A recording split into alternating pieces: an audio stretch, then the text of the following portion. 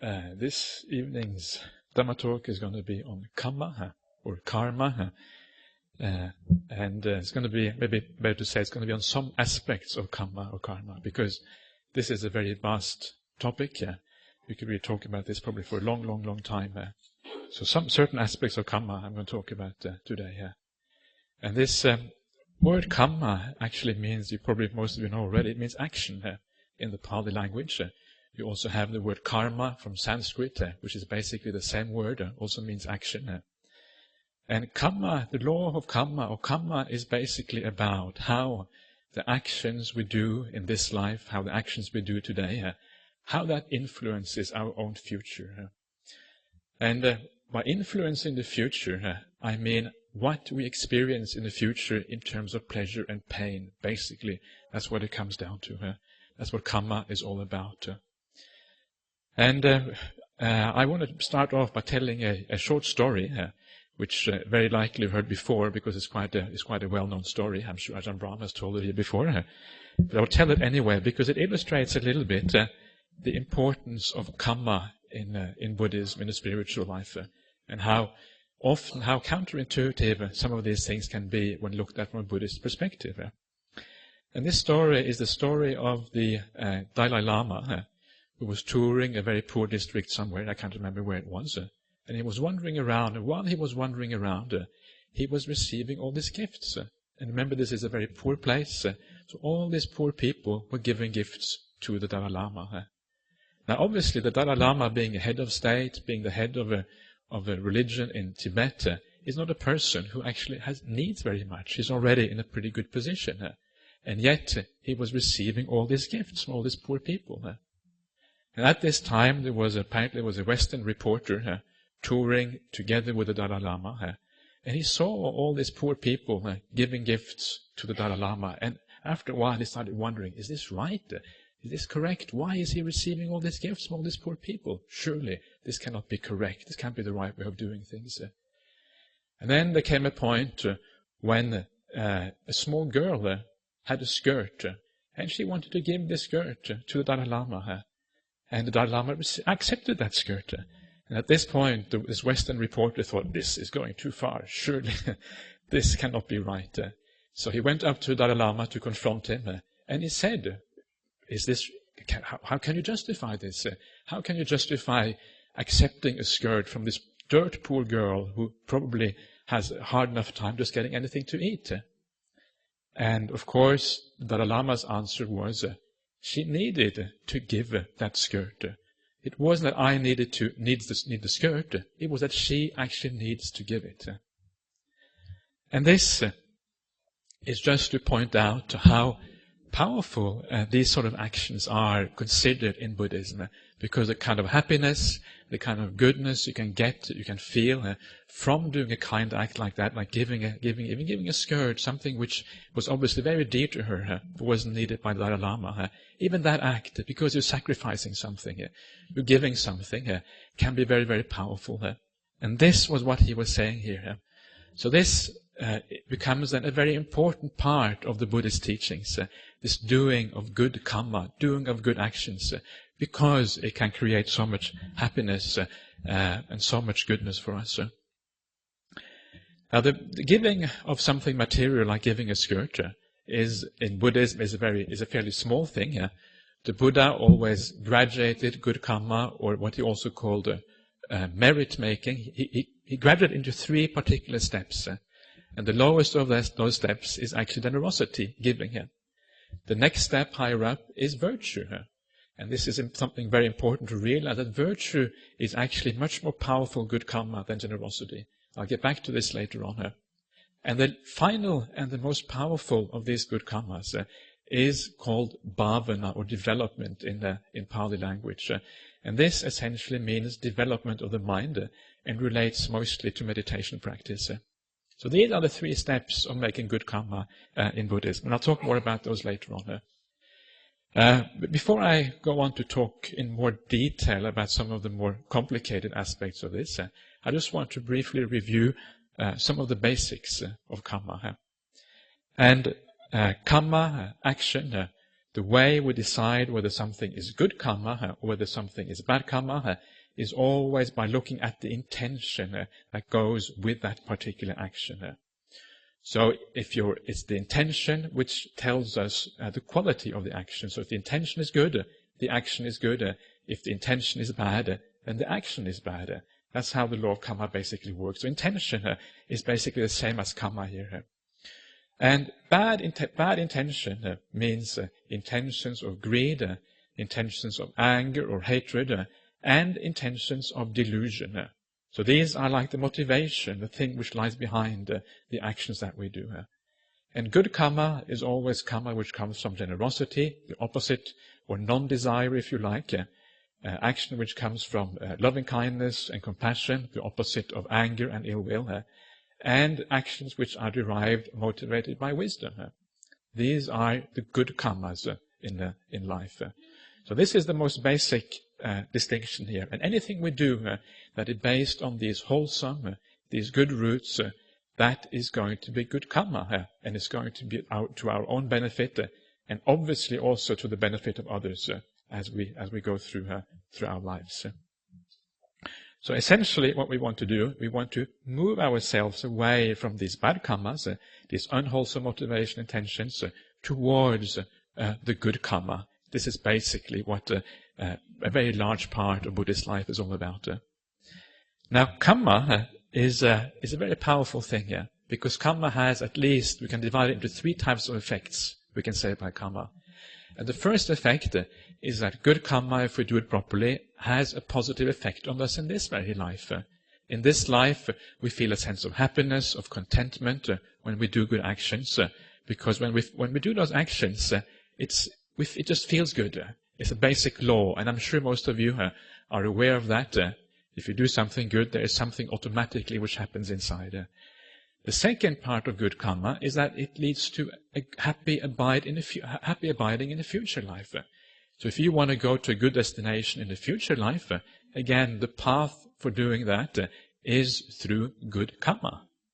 And finally, good karma is the first stepping stone, is the first step also in actually moving towards Nibbana, moving towards wisdom, and moving towards the highest realization in Buddhism. So karma is all these 3 things. And this is I find one of the beautiful things in Buddhism, is that there isn't like a distinction, like sometimes you can read about this, that you put all the kind of worldly things in one box, and they say, well, one practice leads to like a heavenly destination, and this is for certain people, and other people who are more advanced, well, they practice the path to Nibbana. But actually it isn't like that, because the path is the same, whether you're practicing for a good rebirth or you're practicing for Nibbana, it's the same direction. So, and that is the beautiful thing, because it means it's not as if you're choosing one or the other. You are going in the same way, at least for a long, long time. There comes a point, of course, where the 2 paths diverge a little bit, because you have to go beyond the desire for rebirth altogether. But for a long, long time on this path, they go in the same direction. That is very nice. It's very reassuring, because it takes away this sense that you have to choose. You don't have to choose. Good karma can take us all the way to enlightenment. What I want to do now, I want to take what I consider one of the classical, often quoted dilemmas in Buddhism, and I want to look at this dilemma and take it apart and see if we can get a deeper understanding of these laws of karma by looking at this particular dilemma. And this dilemma is something we often come across, particularly in the West, I find. And this is the question of where is it most good karma when it comes to generosity? Where can generosity provide the most powerful results in life? And very often in Buddhism, we are always told, well, you give to an enlightened person. If you give to an enlightened person, you can be sure it's always going to be the best karma. But then, of course, sometimes people say, but what if there is like a small child somewhere, a small child who is really suffering, who doesn't have enough to eat, who is starving, and unless we give to this child, this little child which cannot fend for itself might die. Surely, in such a situation, it is right to give to this little child and not to give to somebody who is fully enlightened, even though they are very pure through the enlightenment. And because this enlightened person probably already has enough to eat, probably has enough support already. And I think that is a very fair question, and it's a very important question. And when we compare the karma that you can gain from giving to a fully enlightened person, and you compare the karma that we can get from giving to a small child who is hungry, we can actually tease out some of the aspects of what it means to make good karma. What are the ingredients in good karma, basically, here? Now, this thing we always hear, that it is better to give to somebody who is fully enlightened than to give to anybody else. Well, that is true if all other circumstances are the same. So if everything else is the same, if there is no difference between the two, apart from the fact that one is enlightened and the other one is not, well, in such a situation, certainly it is much, much, much, much more good karma to give to somebody who is fully enlightened.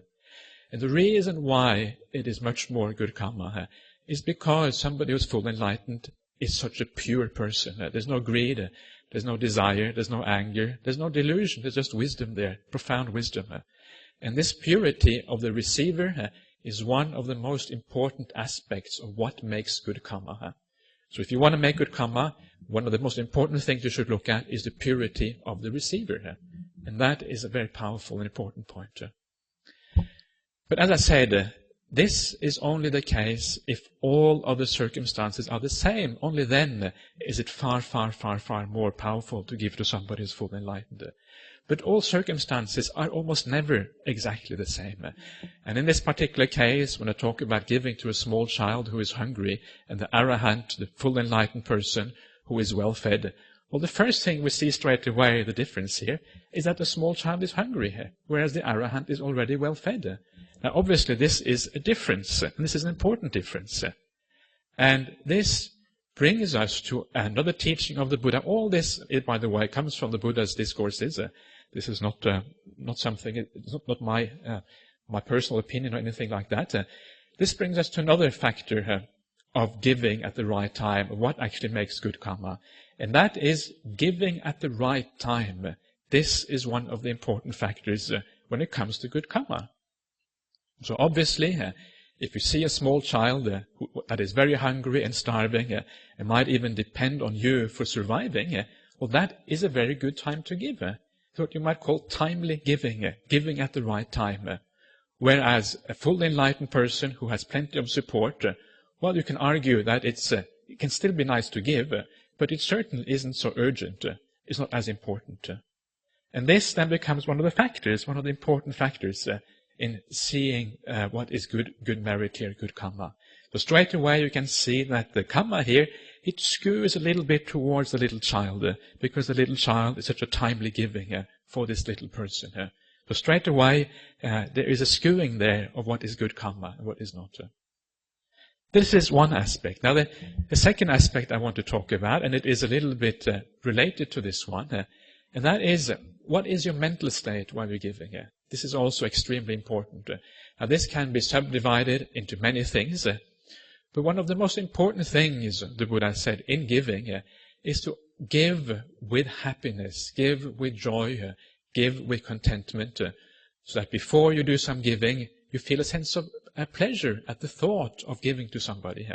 While you're giving, you feel a sense of peace and tranquility. And after you have given, you feel joy again at the fact that you have done something good. This is important, this joyfulness. And I think that there are many people, going back to the difference again between the little girl or little child and some fully enlightened person. I think many people will actually find that it's easier and it more easily brings happiness to the mind when they can give in a place where it really is required, really is needed. It may not be true for everybody. I'm sure there's also many people who get extremely much happiness out of giving to somebody they think is fully enlightened. That's no doubt also the case. But some people might find it gives more happiness to give to a place where it is needed so badly.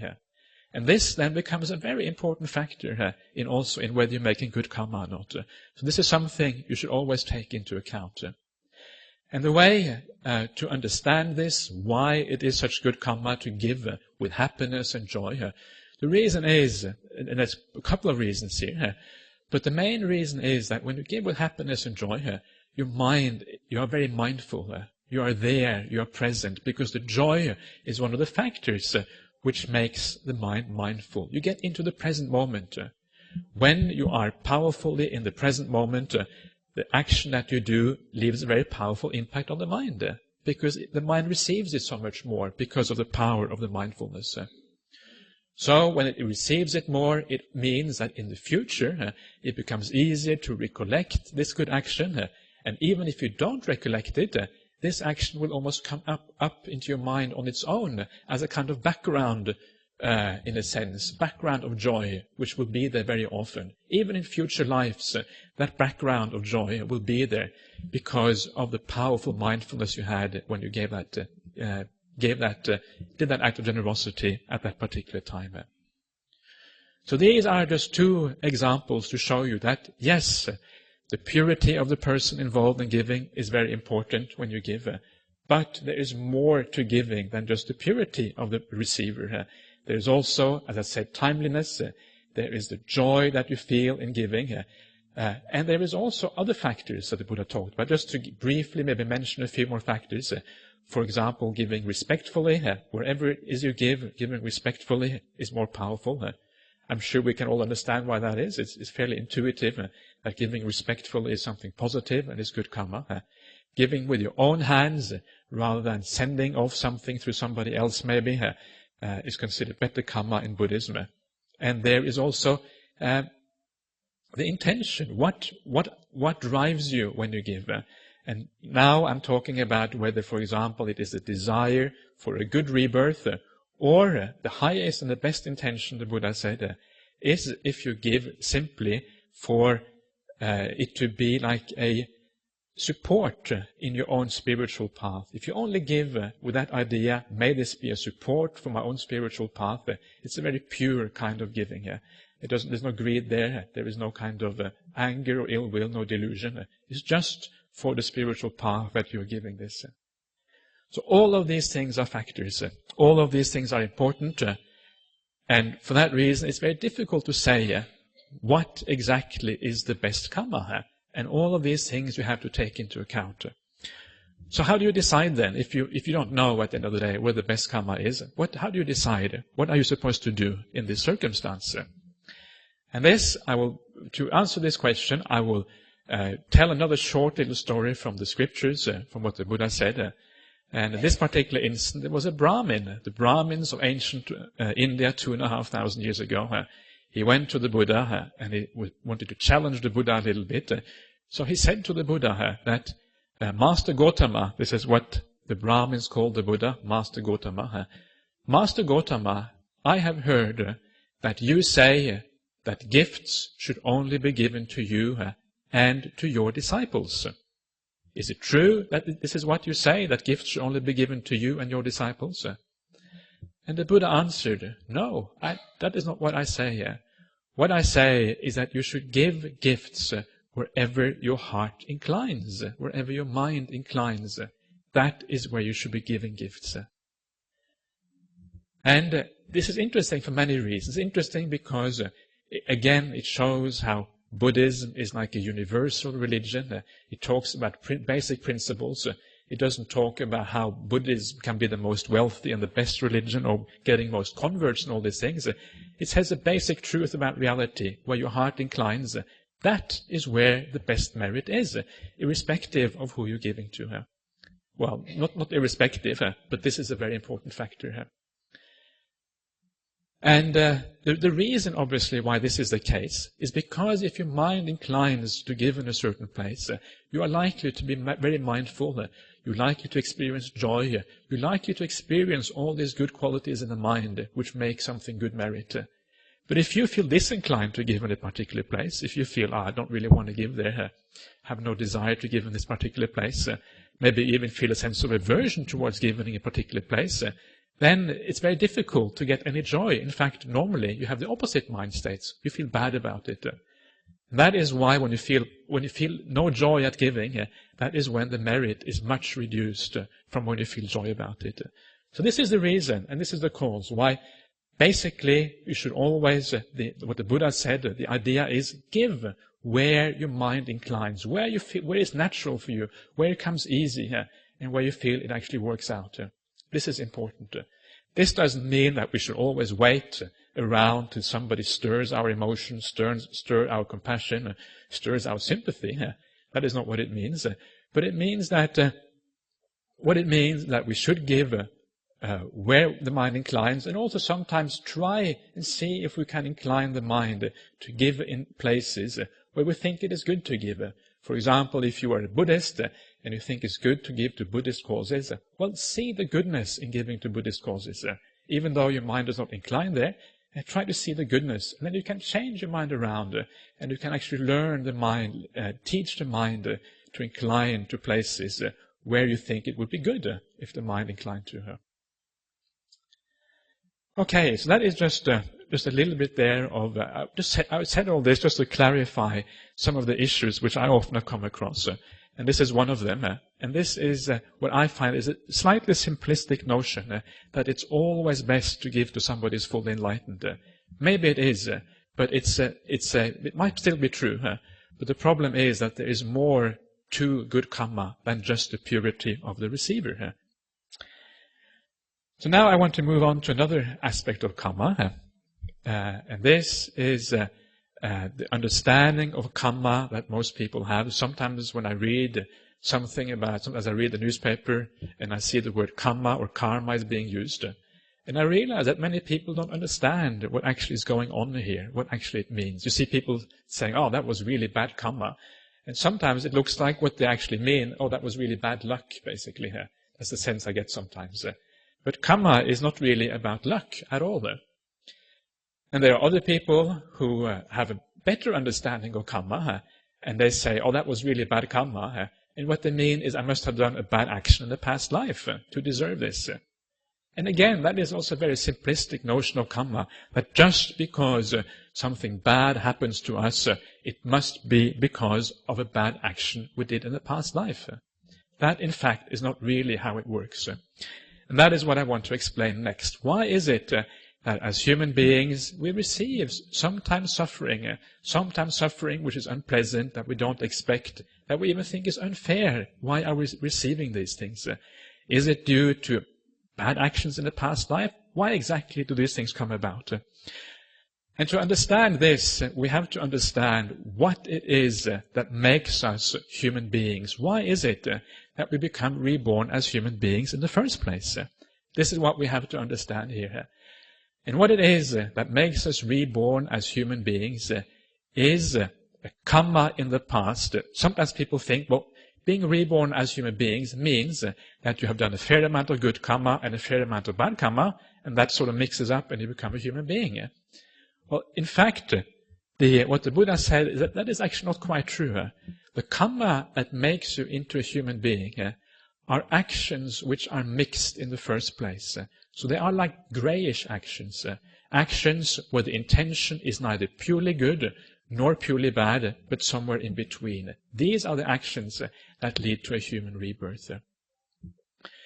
So, these actions then, to give you an example of what I mean by actions that are grey here.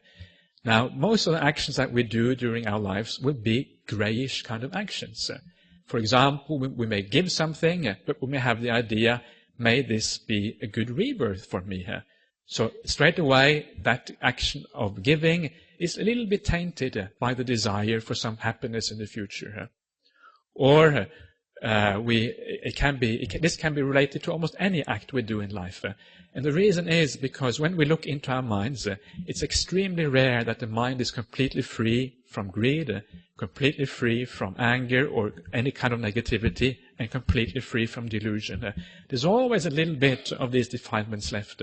And as long as there is a little bit of the defilements left in the mind, call them the 5 hindrances or whatever, there is going to be a kind of grayness to the actions that we do. The intention is somewhere neither completely pure nor completely impure, but somewhere in between. And this is the kind of action that leads to human rebirth. Now there is an enormous scale, of course, here, and the scale is slightly biased towards the bright side for rebirth as a human being, because rebirth as a human being is considered something positive. Human beings, generally speaking, get more happiness, then they get suffering. So it's more white. It's a grayish, grey karma on the white side. So this is what leads us to become human beings. Now reflect on that. We have made grey karma. You make grey karma, you get grey results, right? These things, one thing leads to the other. This is what karma is all about. You make an action which is grey, and you get a grey result in return. So this grey result you get in return is precisely a life where you can expect a kind of general kind of well-being, but sometimes you will get unfortunate things happening to you. Sometimes you will get good things happening to you within the band of common human experience. So when you have something happening in your life, sometimes it can be small things. You have some physical ailment, some sickness maybe, some illness or something, or you have maybe somebody saying something nasty to you, something uncomfortable. These things happen to people all the time. We hear things which are not so nice.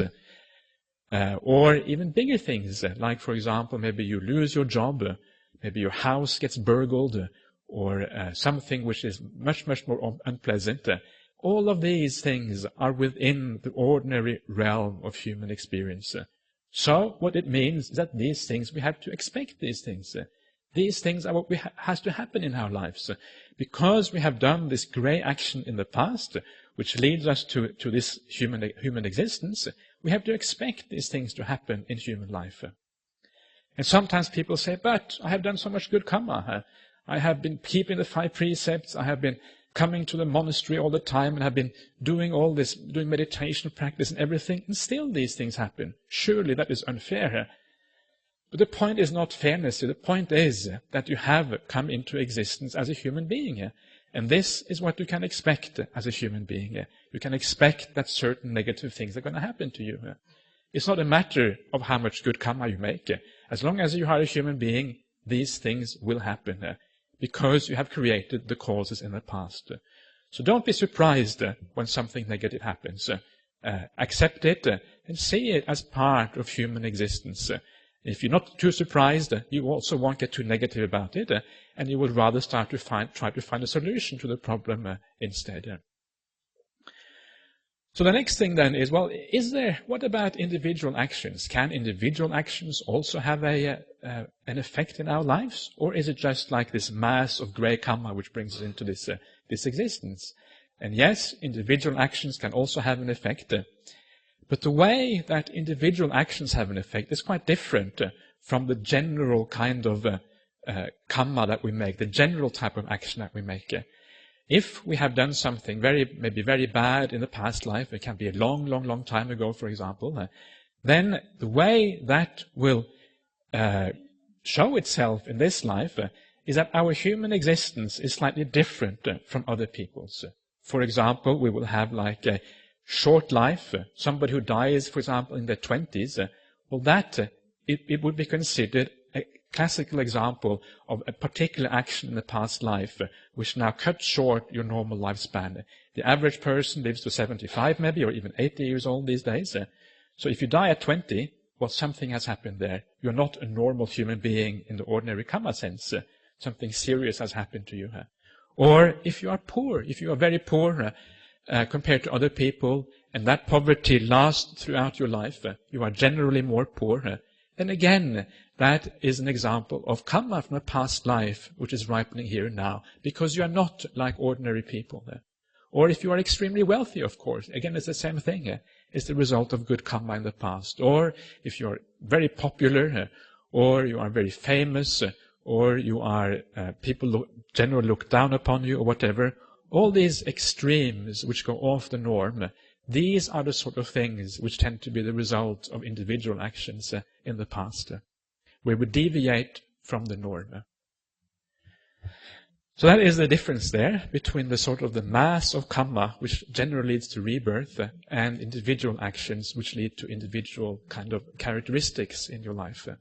And it's an important distinction.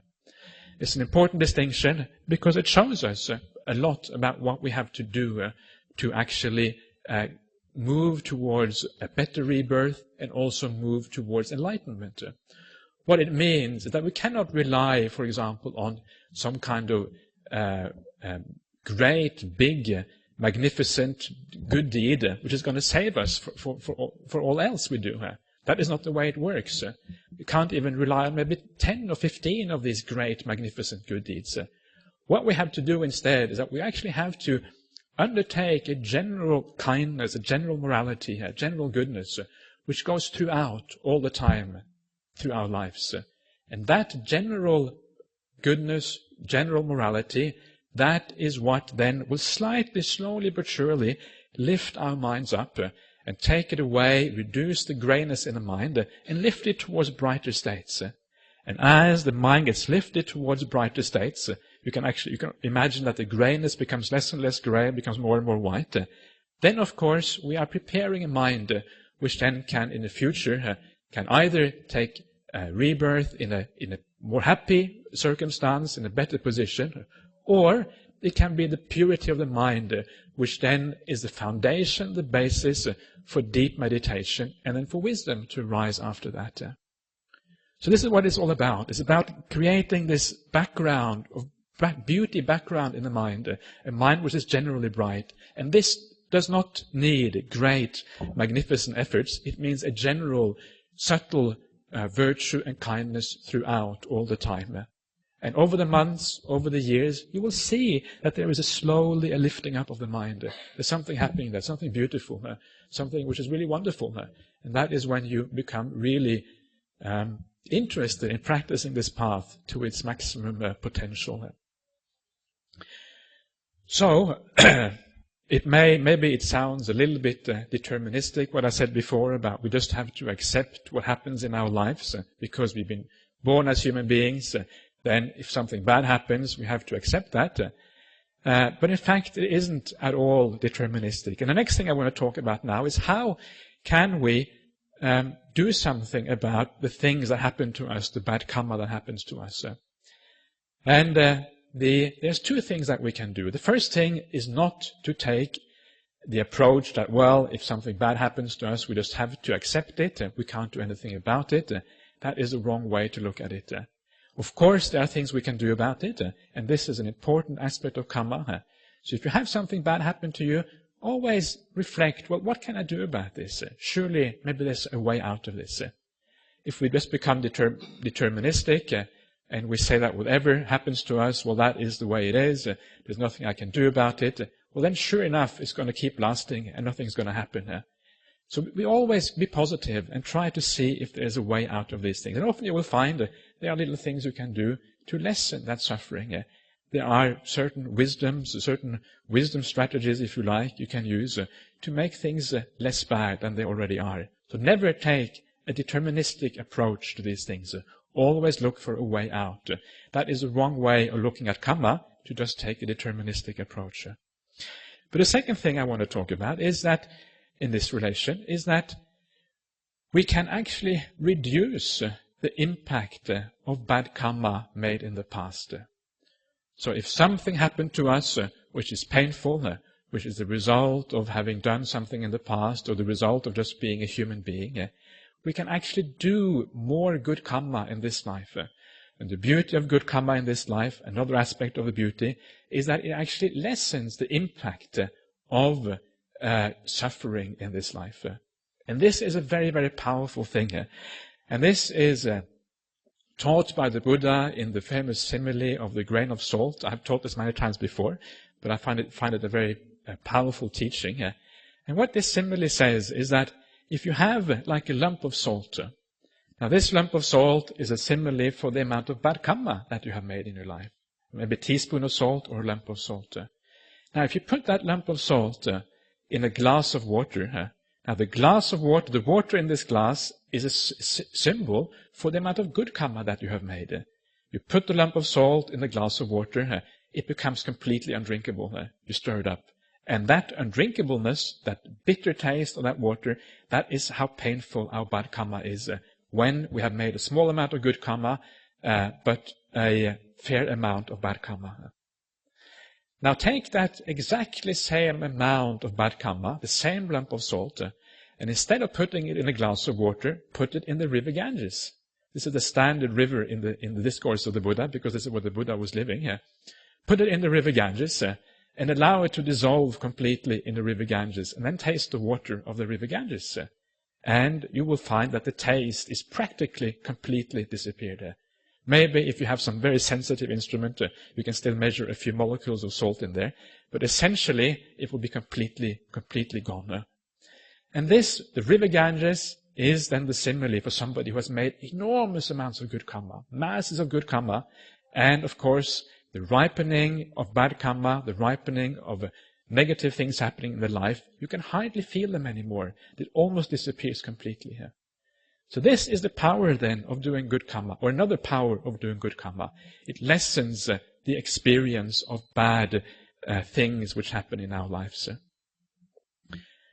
And this is important. First of all, I should say that making the whole river Ganges of good karma is very ambitious. I suspect that when the Buddha talked about that, he probably talks about a full enlightened person, an arahant or somebody like that. But even if you make like a small puddle of good karma, that already is obviously going to dissolve that taste of the salt a lot. You're not going to taste so much as you taste in the glass.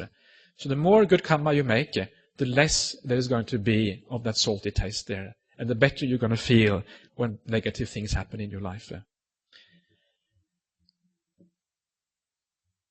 Okay, so that is the doing good things to overcome the negative things in life.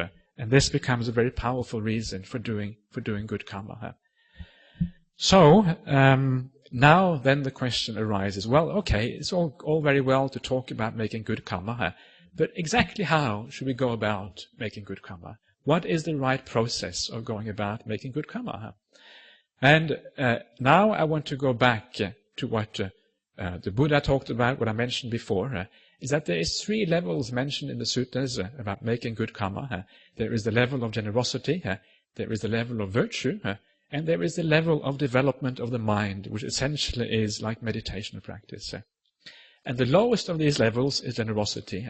Virtue is much more powerful. Morality is much more powerful than generosity. And more powerful again is the development of the mind itself.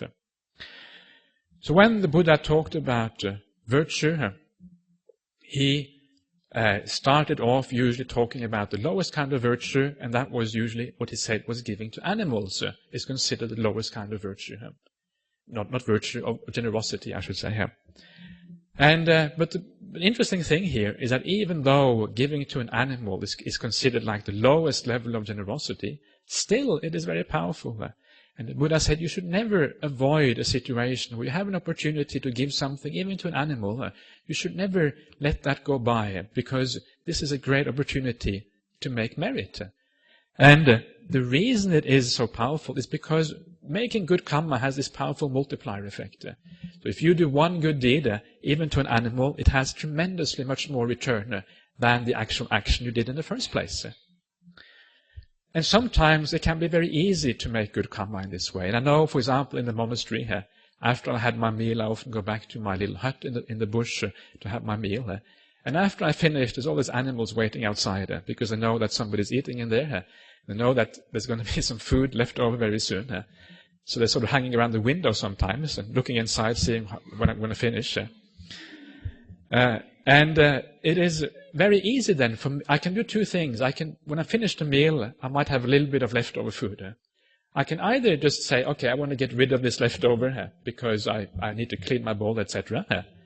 So I can either just throw it out without a second thought, or I can just have the intention, may this be for the welfare and happiness of these animals out there. That is all. That is all you need to do, from doing a thoughtless action to making an action which has the great potential for being good karma. A tiny little gesture there. All you have to do is just change your mind around a little bit and say, may this be for the benefit of these beings. So that is what I try to do.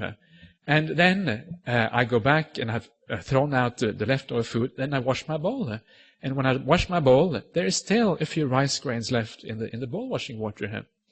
So when I pour out the bowl washing water, I think, well, may this be for the benefit of the small little beings which eat these tiny little bits of food, like ants or whatever else crawly creepies which crawl under the ground. And in fact, it's interesting because the Buddha said exactly the same thing. He said that even pouring out some old dishwashing water, I guess they had dishwashing water in those days as well, 2,500 years ago. Even that is a great act of good karma. So don't think that these things are not important, because they are. The smallest little things can actually be very, very wholesome and very purifying and very powerful. The next level up, said the Buddha, is generosity to ordinary human beings which are neither immoral nor particularly moral, but somewhere in between, doing their best to get by in life, but not really having any particular idea of morality. Now this is more powerful than giving to animals, and much more powerful than giving to animals. And again, it is often we have to try to look for opportunities when we want to do something good. And I know, for example, if you have an opportunity, sometimes in Perth you can see maybe beggars on the street, and if you feel inclined to give something to a beggar, don't stop that inclination of the mind. Do that. Don't become cynical and think, they will just use it on drink or whatever. But use instead, if you feel the inclination, use that. Use an opportunity to do something good. Or if you feel cynical, maybe give them something to eat. Give them an apple or something. So at least you do something good if the inclination is there. Or even very easy is that in daily life, if we have something nice that we can share with somebody else, whether it's a co-worker, is a family member or a friend or whoever it might be, then use that opportunity whenever you have something nice you can share. And the Buddha always said to the monks, he said that monks, whenever you have gone on alms round and you have an alms bowl of food, you should always share some of your content with your fellow monastics. If you understood the power of good karma, you would never skip a possibility of sharing the contents of your alms bowl with your fellow monastics. That's what the Buddha said. So obviously it is a very powerful possibility. The next step up on this ladder of making good karma is to give to somebody who is virtuous. Again, this is much more powerful than giving to somebody who is just an ordinary person, because, as I mentioned before, the purity of the receiver is one of the very important aspects in to what extent the karma that you're making is good or not. So, if you give to somebody of pure virtue, and pure virtue here means somebody, for example, who keeps the 5 precepts, then you are doing good. So if you want to give it to some of your fellow members here in the Buddhist society, wow, you're making lots of good karma. So I recommend that. That creates also a lot of harmony and a lot of nice goodness in the society when we treat each other in a good way. And one of those good ways of treating each other is, of course, being generous to each other, being kind to each other. The next step up on this ladder is giving to somebody who is without desires. This essentially means somebody who is a good meditator, who gets into deep meditation. Somebody who is a good meditator in deep meditation, they don't have the ordinary sensual desires that most people have. And this then is even more powerful because this person, of course, is even more pure than the person who just has good morality. And now, so far, I haven't said anything which specifically applies to Buddhism. All of these things apply equally well to non-Buddhist or to anybody else. So these are very general teachings. They apply across the board.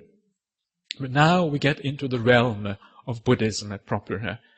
Because from now on upwards, if you want to make even more good karma, you actually have to give to people who are on the way to enlightenment. These are the stream enterers, once returners, non-returners, and full enlightened beings. If you give to these beings, the Buddha said, well, the good karma you're making is basically immeasurable. You cannot count it. And it becomes more immeasurable the higher you go up this scale. So a full enlightened being is the good karma you make is much more immeasurable than it is to give to somebody who is a stream enterer.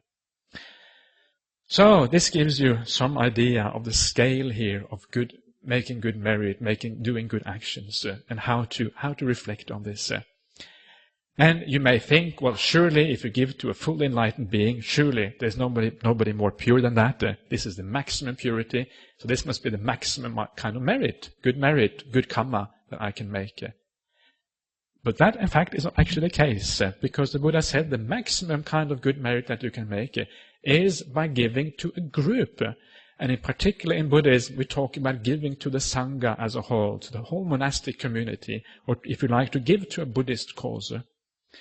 And why is that? And the reason is because if you give it to an individual, it's often quite easy, because certain beings can be very inspiring. You find some people who, when you look at them, you see, wow, this person doesn't seem to have much anger or desire. This is incredibly inspiring. Yeah. But when you give it to a whole group, like the Sangha, like the monks or the nuns, for example, then you are in fact giving to an ideal. You're giving to the ideal of Buddhism. You're supporting Buddhism